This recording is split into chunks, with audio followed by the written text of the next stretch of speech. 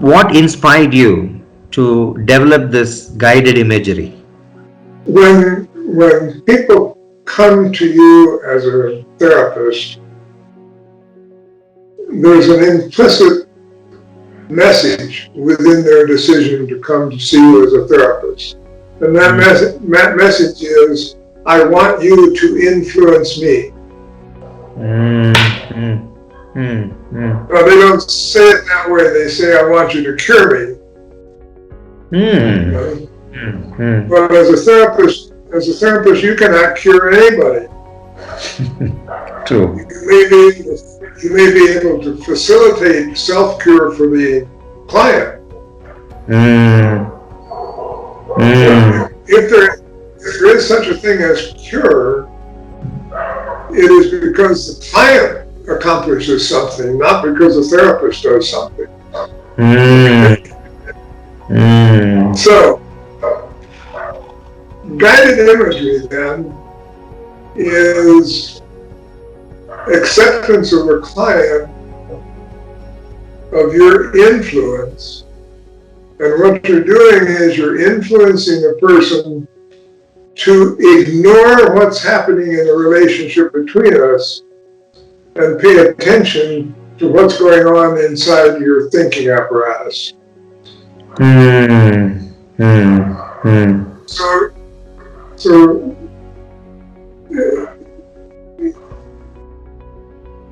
there's some similarity to the general idea of hypnosis. That is, you facilitate an altered state of consciousness.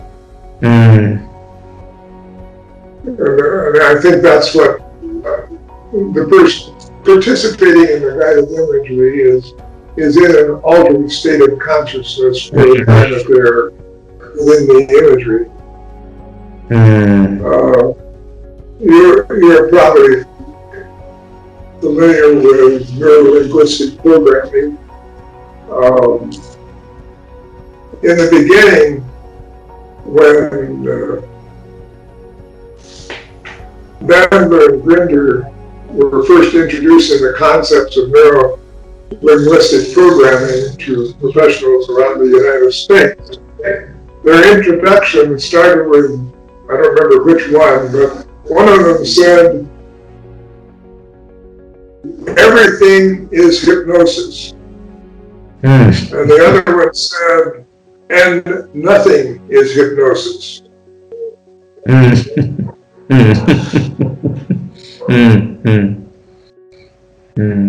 Well, my way of looking at that is this, that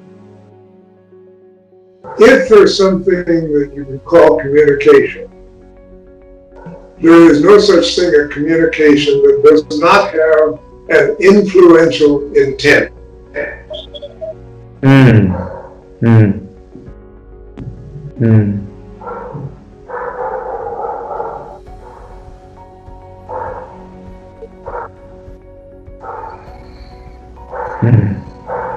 So can you elaborate it? If there is an irritation, there is an influential intent.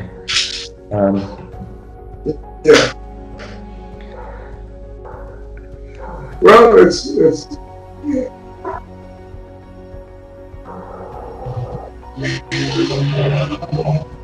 a relationship only has value if it's somehow or other is associated with survival and well-being. So if I am the one communicating, I will communicate something that, at least in part, is for my benefit. In the broad sense of survival.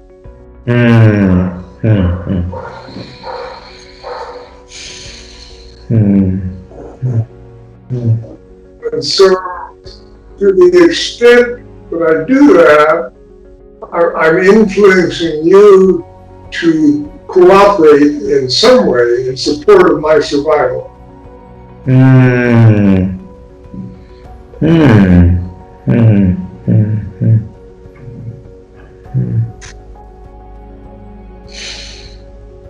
This is very interesting and very deep, because something in me settles. I don't have words for it, but something is very settling in me is clients come and tell that you influence me, but they don't tell that, but they say cure me.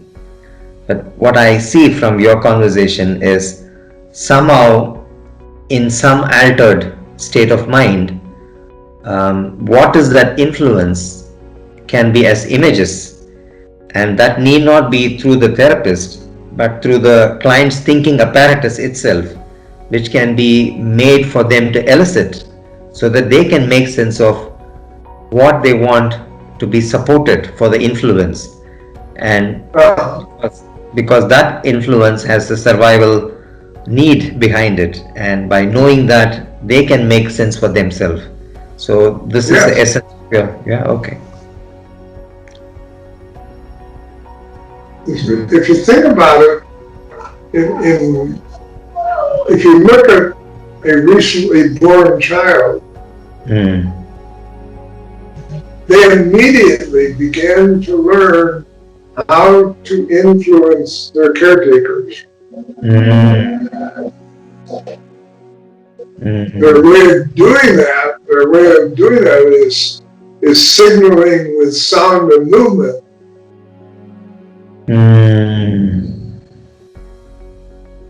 Because they don't have verbal capacity and they don't have logical reasoning and so forth. However, they are very effective in most instances in influencing the caretaker to provide what's necessary to support life. It's a very interesting perspective, and one extension of Let me extend that further. That doesn't happen because of any thinking. That happens because that's what the brain does. That's where we go back to the neuroscience.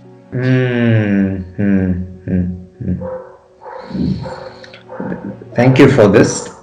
And is this guided imagery possible to be used in the group therapy also?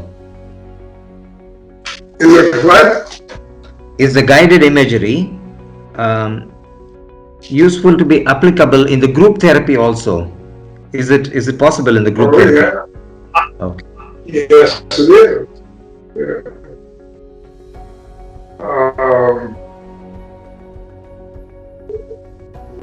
When in a group,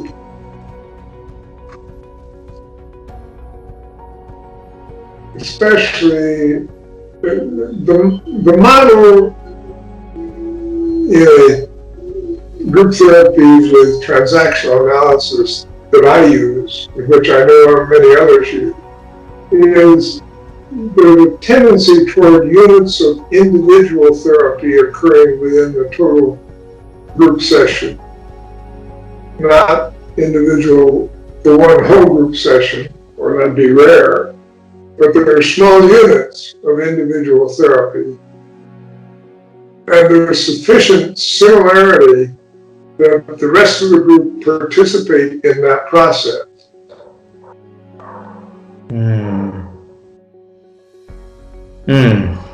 Okay. Are you familiar with the approach known as emotional freedom therapy, EFT? Yeah, EFT, yes. Okay. Yes, yeah. Well, if you're familiar with that, you'll know that frequently EFT with individuals is done in front of a relatively large audience. Have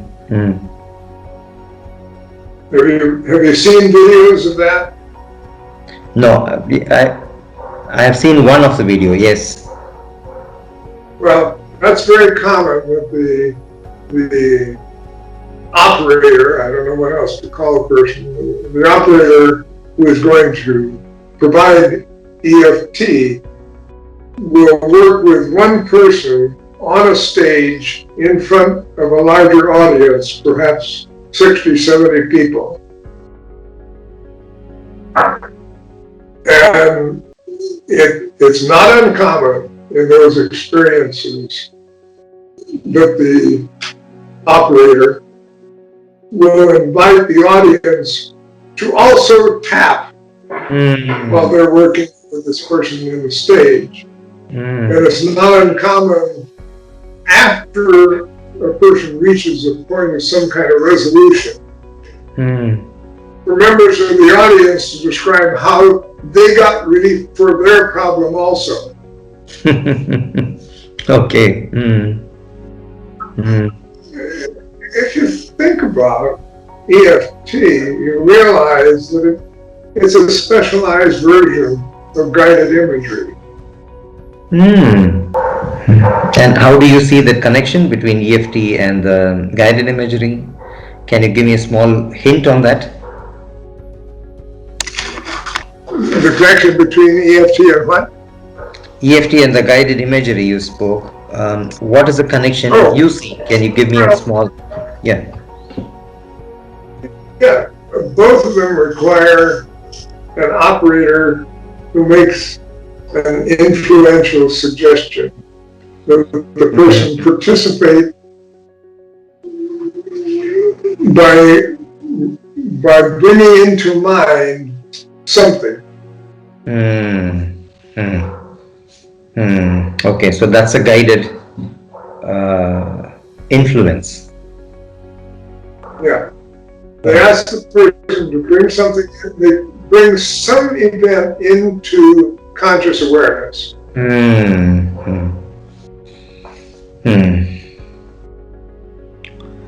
Okay, I'm getting it.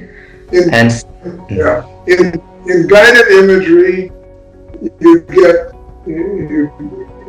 what you receive is symbolic presentation of event. Okay, let me subject myself into this guided imagery in the group, and I'll check with you. Let's say I'm part of a group, and I get let's say due to COVID, I get some fear. So as an individual part of the group, I get an image of a tsunami, a huge wave as an individual. And let's say there is a group there. How does the group become a part of this image which I get?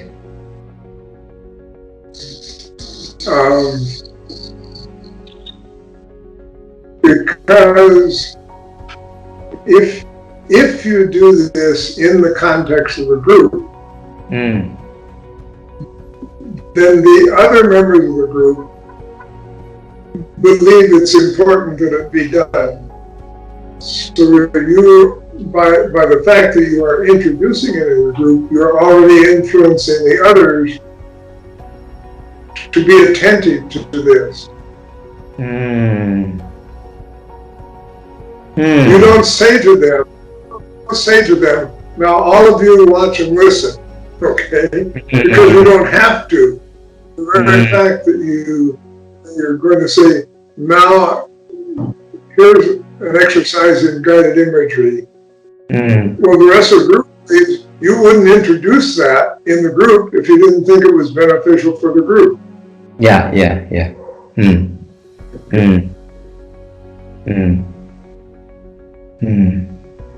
Okay.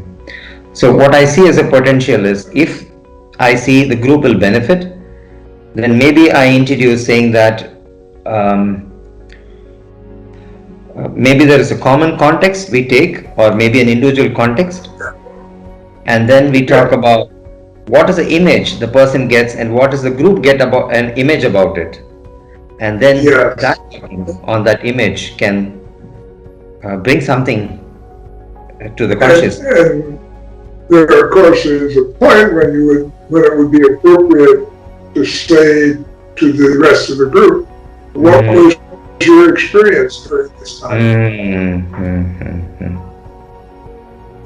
Let me refer to another approach in psychotherapy that most people have never heard of, but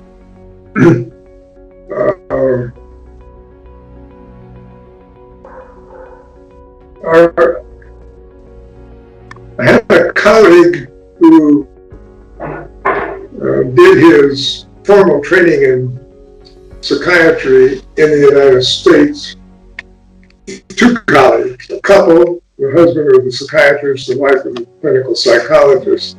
They both did their clinical training in the United States, but their home was in Athens, Greece.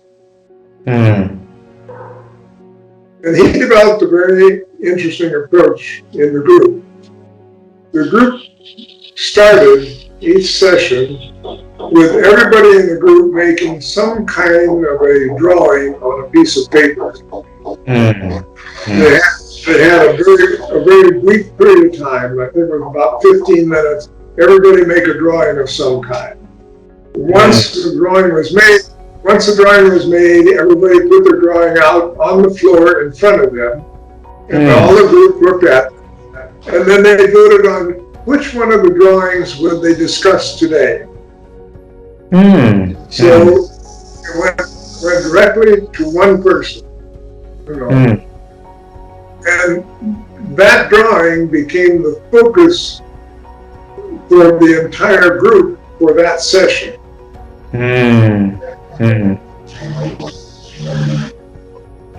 People don't have any, group members don't have any trouble participating as long as the therapist introduces it.